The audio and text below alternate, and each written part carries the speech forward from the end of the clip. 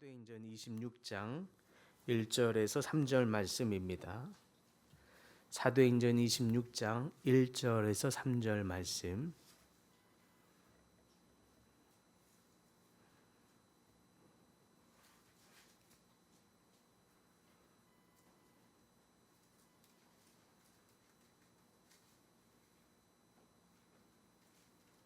함께 한 목소리로 봉독합니다. 아그리빠가 바울에게 이르되 너를 위하여 말하기를 내게 허락하노라 하니 이에 바울이 손을 들어 변명하되 아그리빠 왕이여 유대인이 고발하는 모든 일을 오늘 당신 앞에서 변명하게 된 것을 다행히 여기나이다. 특히 당신이 유대인의 모든 풍속과 문제를 아심이니이다. 그러므로 내 말을 너그러이 들으시기를 바라나이다. 아멘. 오늘 본문은 사도 바울이 아그리빠 왕에서 자신의 신앙을 변호하는 장면입니다. 그러나 이 장면을 자세히 들여다보면 단순한 법적인 변호 이상의 의미를 담고 있음을 우리는 발견할 수 있습니다. 바울은 지금 억울한 누명을 쓰고 고소당한 이 죄수의 신분으로 로마 총독과 유대왕 아그리빠 앞에서 서 있습니다. 그런데 놀랍게도 바울의 입에서는 원망이 아닌 감사를 고백하고 있음을 우리는 볼 수 있죠. 2절을 보면 바울은 말하기를 아그리빠 왕이여 유대인이 고발하는 모든 일을 오늘 당신 앞에서 변명하게 된 것을 다행히 여기나이다 라고 말하고 있습니다. 여기서 다행히라고 말하는 이 헬라어 단어는 마키리오스라는 단어를 쓰고 있는데 이 단어의 뜻은 단순히 다행히 운이 좋다라는 뜻이 아니라 복되다, 행복하다라는 의미가 담겨 있는 단어를 쓰고 있습니다. 그러니까 바울은 지금 고소를 당해서 소위 말하면 수갑을 찬 채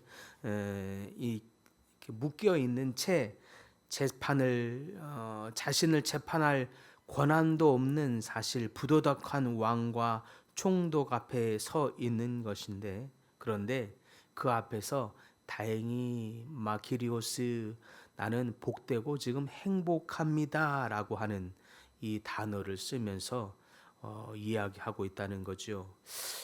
그 단어를 쓰고 있는 이 뜻이 다행히 나의 자신의 이 무죄를 드디어 증명할 수 있는 변호할 수 있는 기회가 되었으니 다행입니다. 그래서 저는 지금 감사하고 행복합니다라고 말하는 게 아닙니다. 이유가 무엇인가 봤더니 자신이 억울한 죄수의 입장에서 강압적으로 신문받고 있는 이 상황 속에서도 복음을 전할 수 있는 기회가 된 것으로 인하여 다행입니다. 이렇게 말하고 있습니다. 억울한 상황에서 그의 입술은 여전히 자신의 무죄성을 증명하는 어떤 변명을 하고 싶어서 감사합니다라고 말하는 것이 아니라 내가 이런 상황에서 복음을 당신 앞에서도 말할 수 있게 된 것이 얼마나 행복하고 감사한 줄 모르겠습니다. 라는 말을 하고 있는 거예요. 어렵게 얻은 변호의 기회입니다. 그런데 자신의 무죄를 증명하고자 하는 그걸 위해서는 조금도 이 시간을 사용하고 있지 않아요. 그것을 위해서 다행입니다라고 여기고 있지도 않아요. 마키리오스, 나는 행복합니다. 나는 복이 있습니다. 왜요? 복음을 당신에게 이야기할 수 있어서요 라고 말하고 있습니다.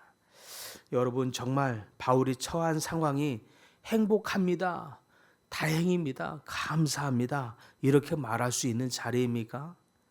아니, 사실은 그렇지가 않죠. 오히려 지금 많은 사람한테 굴욕을 당했고요. 억울한 자리이고요. 인간적으로 보면 수치스러운 자리를 지금 경험하고 있습니다. 그런데 바울은 어떻게 이런 상황에서 오히려 감사하고 다행입니다. 그래서 나는 복이 있고 행복합니다. 라고 말할 수 있었느냐 하는 거죠. 바울은 인간적인 자신의 상황이 풀어지는데 조금의 관심이 없고 도리어 어떤 내 모양은 육체적인 모양은 어떤 처지에 처해 있을지라도 나의 최고의 관심은 지금 당신에게 복음을 전할 수 있게 된 것, 이것에 감사가 있습니다. 그만큼 그는 복음을 전하는 것이 그의 인생의 최고의 가치요 최우선의 가치였다는 것입니다. 그래서 내 육체는 비록 어떤 상황에 처해 있을지라도 당신에게 복음을 전할 수 있는 것이 행복의 근거가 되고 있다라고 하는 것이죠. 바울은 이방인의 사도로 부름을 받은 이후에 그의 인생의 모든 가치와 목적은 이와 같이 항상 복음을 전하는 데 있었습니다. 반면에 아그리빠는 어떻습니까? 아그리빠는 왕이죠. 이스라엘의 왕입니다. 정치적으로 높은 자리에 있는 사람입니다. 화려한 자리에 앉은 사람이죠. 그러나 바울이 보기에 그는 겉으로는 화려할지 모르지만 하나님을 알지 못했습니다. 그는 겉으로 화려했지만 내면은 영적으로 빈곤하고 타락한 인물에 불과했습니다. 사실 아그리빠 왕은 이 아그리빠 2세, 정확하게 아그리빠 2세는 역사적으로 버니게라고 하는 여동생이 있었습니다. 친여동생이죠. 피부치죠.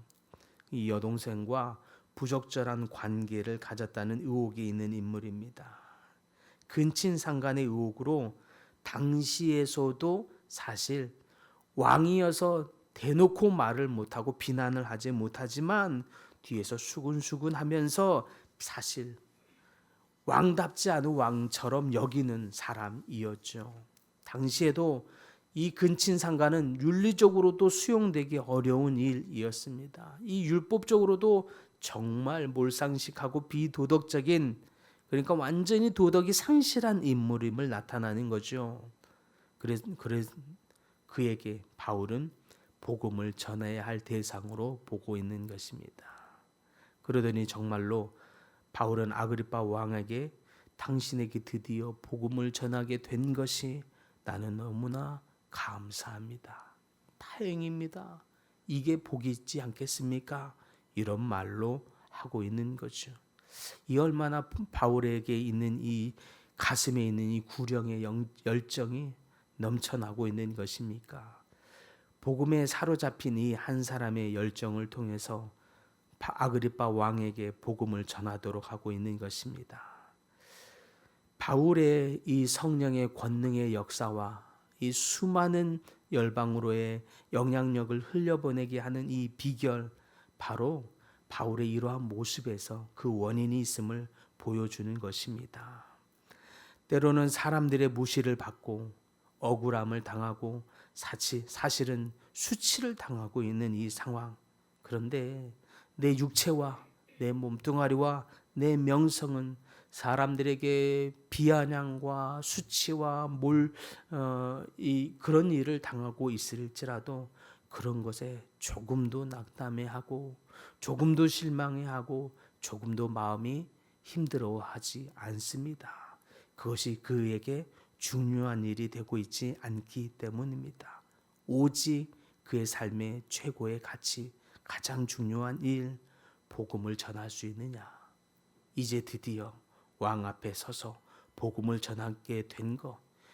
이러한 그의 최고의 최우선의 가치가 복음을 전하는 데 있었기 때문에 하나님은 그를 사용하고 있는 것입니다. 하나님은 그에게 성령의 권능의 역사를 기름 붓고 있는 것입니다.